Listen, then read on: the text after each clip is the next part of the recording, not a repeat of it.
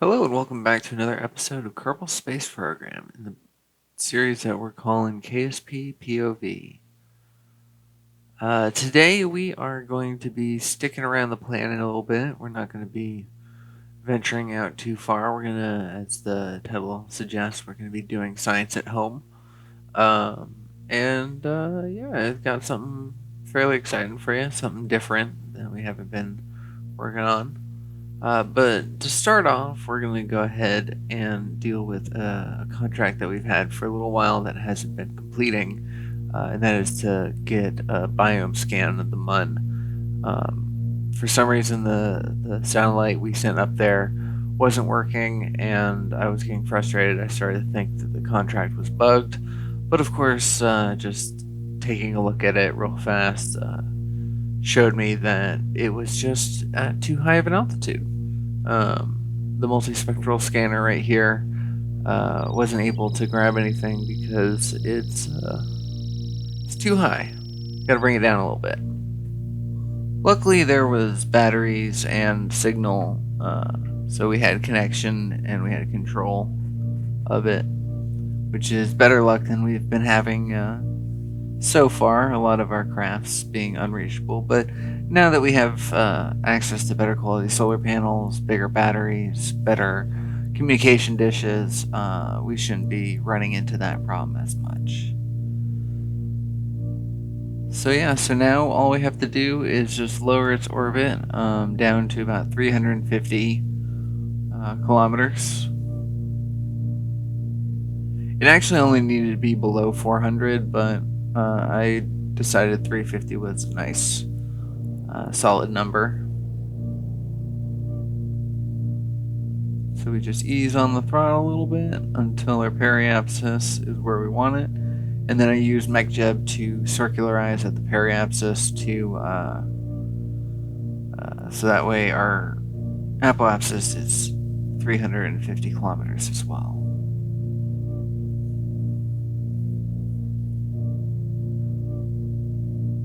So I go ahead and execute that burn, and then I time warp a little bit just to see it in action.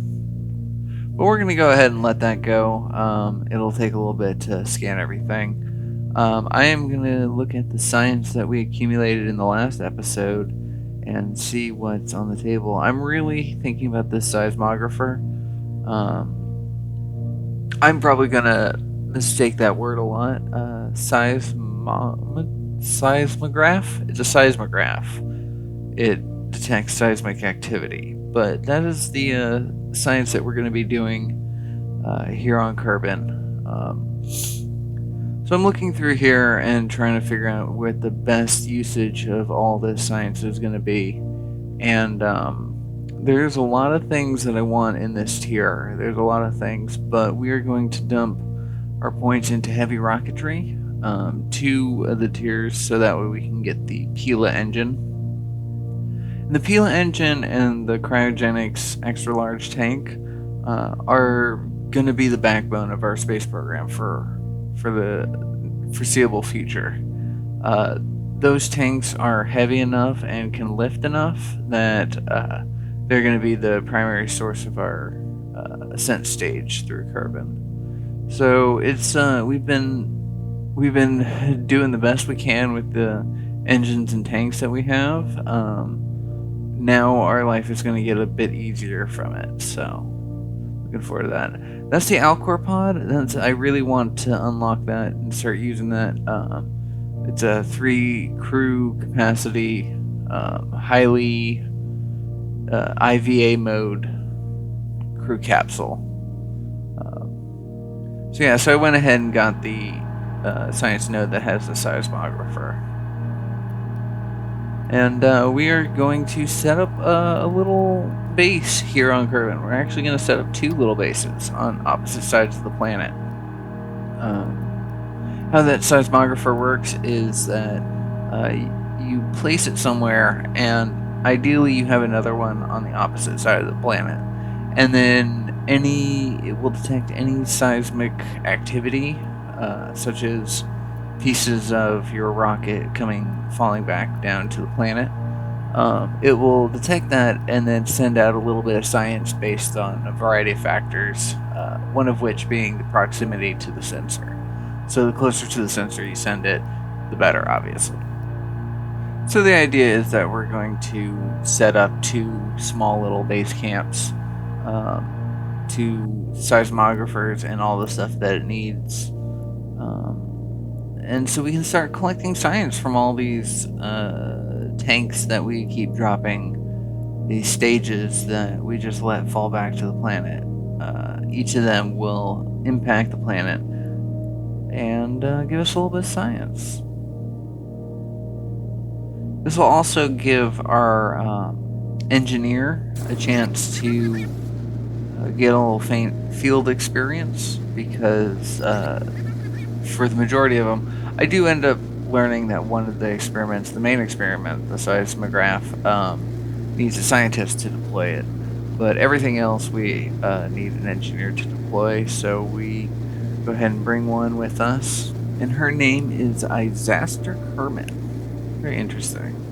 I've been enjoying the mod that we have that randomizes the Kerbals that you start with.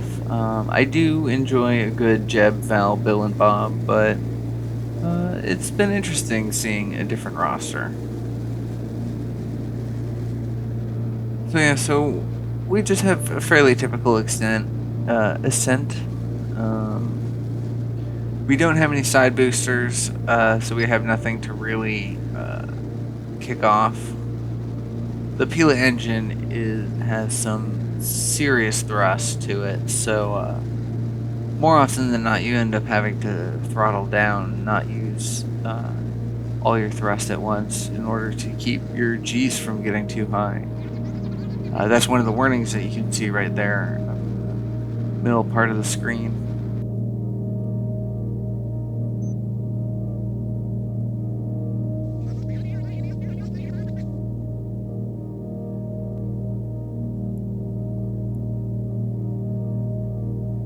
And so what I didn't end up showing there was I didn't have enough delta V to circularize, so I decided to just kick off the booster and bring the craft back home.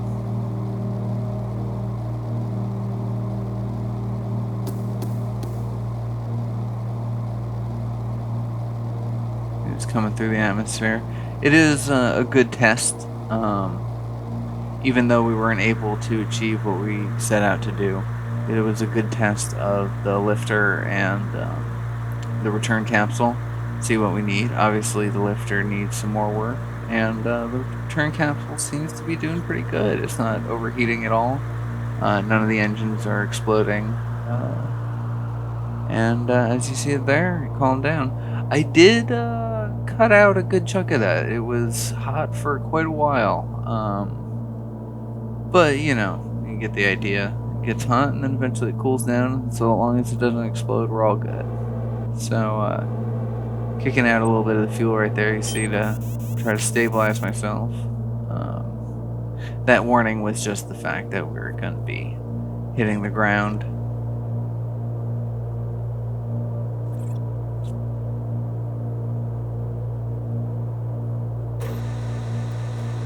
I dropped my landing gear just to give myself a little extra cushion.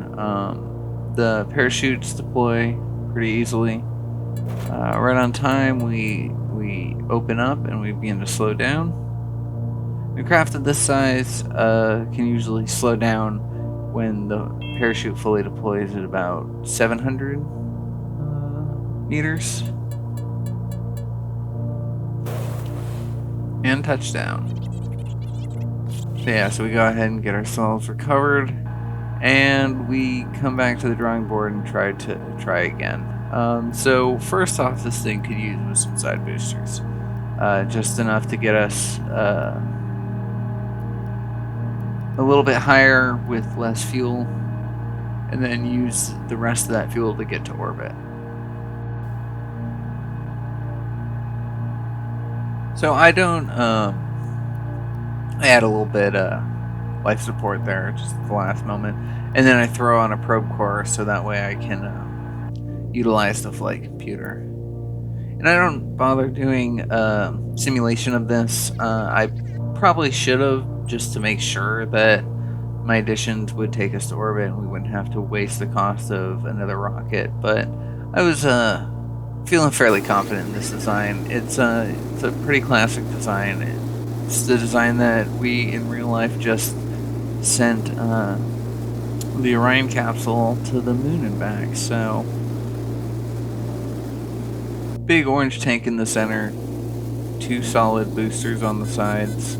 Although this is liquid fuel that I use the fuel ducts for, but that's neither here nor there. So I go ahead and get myself into orbit.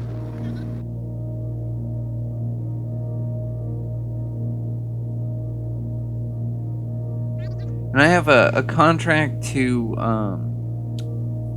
better Dilpon's piloting skill, and that is to make an inclination change to 45 degrees.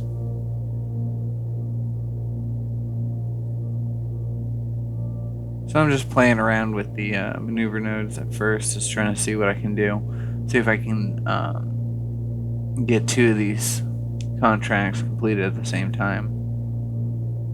This contract is a little frustrating too, because I was under the assumption that it was a $125,000 bonus that I would be getting, but it turns out it's just $125,000 that we ended up paying in order to get this contract, which will give Dilpond a free star. So not only did it end up costing us, it didn't really help us to keep our agency funded. So yeah, so I wasn't able to get the 45-degree contract done without basically having to give up on the original mission. So I decided to just abandon that and just keep going for the original mission. So we plot our descent to land into the desert. We chose this because it is halfway between the KSP and the other side. It's also very large, so it should be easy to find. But for now, I will be ending this episode narration-wise, because I liked how the end kind of came out, and so I think I'll just let you enjoy it as well. Thank you so much for watching. If you liked it, please give us a like, and I will see you in the next one. Take care. That's what I'm talking about. Wait! Okay, now, from the beginning. Hit it, boys.